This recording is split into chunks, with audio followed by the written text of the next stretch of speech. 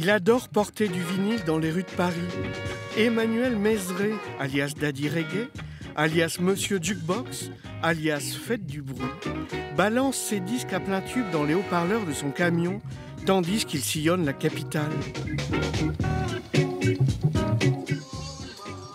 Les réseaux sociaux s'en sont épris. Par exemple, le temps d'un bœuf avec Tiken Jah Fakoly. Tiken et Manu se sont partagés le monde, plus rien ne m'étonne. Le rituel aura commencé 1 heure auparavant. Manu empile les haut-parleurs, ses boîtes à box-son pour monter le son. Il y en a pour 1 heure à peu près. C'est toujours le montage et la concentration. C'est pas désagréable, hein. C'est des soucis de gens heureux.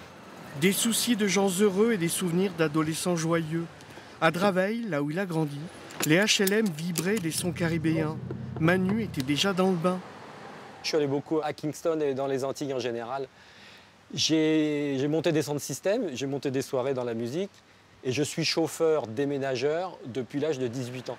Donc j'ai une aisance pour conduire les camionnettes en milieu urbain et ça pouvait tomber que sur moi. Un destin qu'Emmanuel finance de ses deniers personnels. Mais pour ceux qui ont l'oreille en coin, c'est gratuit. Tu touches vraiment tout le monde, tu communies avec toute la population. Avant, je faisais des soirées, des balles, des soirées dansants. Si t'es fauché, tu viens pas. Si t'as trop d'argent, tu viens pas dans mes soirées. Là, je vais devant tout le monde. Je passe des fois devant des prisons, des camps de Rome, des sorties d'école, des plages. Tout le monde te voit. Et tout le monde t'entend. Mais pas longtemps, promis.